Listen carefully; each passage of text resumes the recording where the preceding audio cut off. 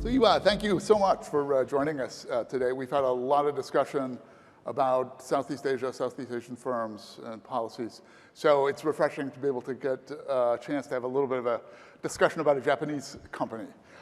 Show of hands, how many know what Rakuten is? Everyone? Pretty good. All right. Well, so why don't we just start there, and you can tell us a little bit about Rakuten and maybe about the Rakuten Institute of Technology. But this is a company that's into all kinds of businesses, right? Right. So starting from the beginning, Rakuten was founded in 1997.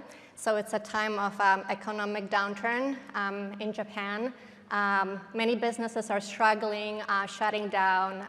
Small businesses need help, and this is when Rakuten, the online marketplace, opens up new markets to small and medium merchants, to rice sellers and sake brewers that before could only sell in their cities, in their regions. Now the whole Japan opens up to them. Now fast forward to today, we have 57,000 merchants on our platform, and e-commerce still at the very heart of Rakuten, but since then we expanded, and we are now in fintech, in digital content, in telco. So we have over 70 businesses overall. Can think of, if you want to do travel booking, or hair salon, or horseback racing. There's just a wide variety. Payments, car, credit card, insurance. I can go on. There's 70, right? Sports also, yeah. Overall, we have over 100 million users in Japan. So most of people in Japan are involved with at least one of our businesses, with a cross usage of over 76%. Wow. And 40 million users a month engaging with Rakuten, which is basically a third of Japan population. So it is very much a household name in Japan. So you're based here in Singapore. Tell us about the Rakuten Technology Institute and what that does. Right. So Rakuten Institute of Technology is Rakuten's research and development center. And our mission is to bridge the science with business applications and ensure that Rakuten benefits from this tremendous advance in AI. So we worked with computer vision, language, our customer behavior from our 70 businesses. And we do both more traditional AI as well as now generative AI. Fascinating. And your background is that you're an expert in the science of human decision making, right? Right. So before artificial intelligence, I was studying human intelligence. That's a good combination. You make an interesting point about Japan, which is that although we rank its giant companies in the Fortune 500 list, and they're probably globally well known, that Japan's economy overall is very heavily dependent on small and medium-sized enterprises, who are often not as technically savvy or sophisticated as Sony or a Toyota or something like that. And these are kind of the bread and butter customers for Rakuten. Tell us a little bit about their level of kind of technological sophistication and how we should think about how tech savvy they are. Sure. So we're committed to serving all our partners, so regardless of their technological proficiency. So we make sure that they have the know-how and skills to make the most out of our platform. When we started, most of these sellers actually didn't know much about internet at all. I mean, we're talking about late 90s. So very early on, we established this function of the e-commerce consultant. So that's a person that works very closely with the merchant and assists them with, whatever it is that they need. It might be help with setting up a storefront, running a marketing campaign, educating them about search engine optimization, what are the social media out there, what is Facebook, what's Instagram, and how to take advantage of those. So very much this partnership between the consultants and the merchants is at the heart of Rakuten Marketplace. So a lot of these folks would maybe be, small merchants, maybe live in a kind of rural area, might be older, kind of mom and pop type businesses. So that's very intense to reach out directly to those people. How big is the kind of force of these consultants? Right. So we have regional offices all over Japan, and we have e-commerce consultants in all of those regional offices, making visits to merchants, sitting at the table with them, and working out the strategy, for sales for next year, for Valentine's campaigns, etc. And so, do you see that AI will make it easier or actually more complicated for those kinds of merchants to operate? Yeah, no, that's a great question. I mean, we're extremely positive about this technology, about AI.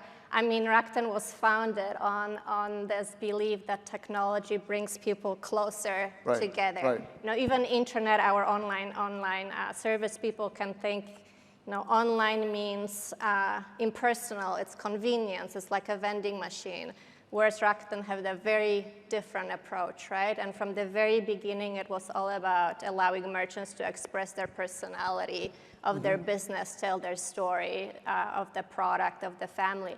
So with generative AI, we see a lot of opportunity to help merchants do this even better. So, a lot of them, as you pointed out, are small merchants. They may not have marketing teams or designers on their team, and getting in their hands tools that allow them to create more beautiful storefronts, tell their story more visually compelling way.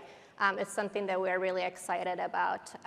Another area is just to give them ways to connect with their customers better, allow for personalization, help them to craft responses to the customers, which of course they have full control over the final output. We believe that this will help them be even closer to their end customer, which kind of plays also on this idea of omotenashi, and we discussed this Clay earlier, which is very central to Japanese culture. It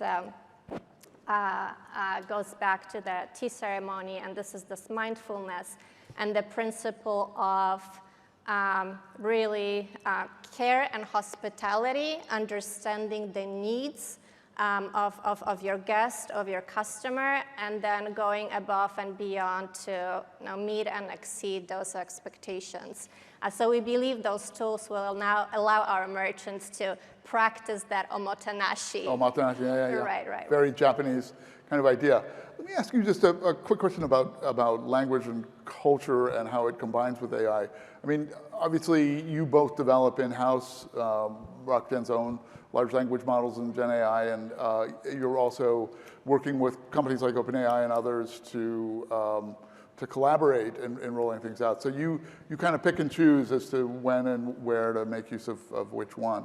How can you give us a Japanese perspective on this question that we discussed earlier this morning about whether or not large language models that are trained mostly in English can actually be very responsive and useful in different cultures, like Japan, Japanese language, where the culture is so specific? Right. Very good question. A few months ago, I would give a different answer. Today, my answer is that these models are pretty good. Yeah. They are not as good as they're in English. There is still certain cultural differences, and I think the panel discussed this before as well for other Asian languages, the politeness levels. Yes. There's some kanji might not be correct, but it is close. Having said that, it's still a little bit more effort for the Japanese user to utilize that, and the reasoning skills are not as good as they're in English, but yeah, it's actually pretty impressive. It's an interesting perspective. I think it's a question about which there's a lot of differing of opinions and points of view, especially the more advanced the technology. Right. But I would like to note something, however, and that there are certain, so tokenization for Japanese was not working so well. And basically tokenization is that, when you go from text to numeric encoding, you need to kind of parse these text input into tokens. It can be as long as a word or a subword or a character. And basically these commercial large language models that have been available, they were very inefficient in the way that they tokenized Japanese, specifically Japanese language. And they would use multiple tokens for a single kanji, for example, which was very inefficient, very costly. So what we put effort into when we developed and open sourced our Rakuten LLM 7 billion parameter model, we put effort into developing a tokenizer that is much more efficient and is able to take in more context into and be just less computationally intense. So that was kind of the contribution that we made, and that was something that that was very language specific, right? So,